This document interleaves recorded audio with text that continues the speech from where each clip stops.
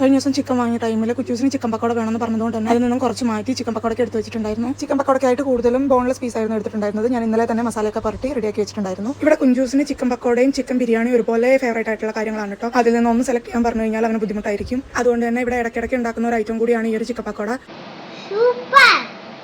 നമ്മൾ ഓൾറെഡി നമ്മുടെ ചാനലിൽ ഈ ഒരു റെസിപ്പി അപ്ലോഡ് ചെയ്തിട്ടുണ്ട്. കാണാത്തവരുണ്ടെങ്കിൽ ഒന്ന് പോയി ചെക്ക് ചെയ്ത് നോക്കിയാൽ മതി. ഞാൻ വീഡിയോയുടെ താഴെ കൊടുത്തേക്കാം. ഈ ഒരു ചിക്കൻ പക്കോട നമ്മൾ ഈവനിങ് സ്നാക്ക് ടൈമിലാണ് റെഡിയാക്കിയിട്ടുണ്ടായിരുന്നത്. എനിക്ക് ചിക്കൻ കഴിക്കാൻ പറ്റാത്തതുകൊണ്ട് തന്നെ ഈ ഒരു ചിക്കൻ പക്കോട തയ്യാറാക്കുന്ന ടൈമിൽ ഞാൻ മുട്ട അപ്പുറത്ത് വേവിക്കാൻ വേണ്ടി വെച്ചിട്ടുണ്ടായിരുന്നു. മുട്ട ബജി തയ്യാറാക്കാനായിട്ട് ഈ ഒരു മുട്ട ബജിയുടെ റെസിപ്പിയും നമ്മൾ ഓൾറെഡി നമ്മുടെ ചാനലിൽ അപ്ലോഡ് ചെയ്തിട്ടുള്ളതാണ്. കാണാത്തവരുണ്ടെങ്കിൽ ഒന്ന് പോയി ചെക്ക് ചെയ്ത് നോക്കിയാൽ മതി. ഈ ഒരു മുട്ട ബജിയും കുഞ്ചൂസിന്റെ ഫേവറേറ്റ് ആണ് കേട്ടോ. ഇവിടെ എപ്പോഴൊക്കെ ചിക്കൻ പക്കോട ഉണ്ടാക്കുന്ന ടൈമിലും ഉണ്ടാക്കുന്ന ടൈം മുതൽ അത് ഉണ്ടാക്കി കഴിയുന്നവരെ കുഞ്ചുവിന്റെ പുറകുന്ന് മാറില്ല. അതുപോലെ തന്നെ ഉണ്ടാക്കി കഴിഞ്ഞാൽ പെട്ടെന്ന് പ്ലേറ്റ് കാലിയാവുന്ന ഒരു ഐറ്റം കൂടിയാണ് ഈ ഒരു ചിക്കൻ പക്കോട. നിങ്ങൾ ആ ഒരു ഇൻട്രൊഡക്ഷനിൽ കണ്ടില്ലേ, അത് അത്രയും ചൂടോടെ ആയതുകൊണ്ട് അവന് കഴിക്കാൻ തന്നെ പറ്റുന്നുണ്ടായിരുന്നില്ല. പിന്നെ അവൻ തന്നെ അഭിപ്രായം പറയുന്നത് വീഡിയോ എടുക്കണമെന്ന് പറഞ്ഞതുകൊണ്ടാണ് അത്രയും ചൂടോടെ എടുത്തത്. മാത്രമല്ല ആ ഒരു ചൂടിൽ എടുത്തിട്ടില്ലെങ്കിൽ എനിക്ക് ഈ ഒരു ചിക്കൻ പക്കോട ഉണ്ടാക്കിയതായിട്ട് കാണിക്കാനും പറ്റില്ല. അവർ കഴിച്ച് തീർത്തിട്ടുണ്ടാവും. ചാനൽ സബ്സ്ക്രൈബ് ചെയ്യാത്തവർ സബ്സ്ക്രൈബ് ചെയ്യാൻ മറക്കരുത്. Happy tea time.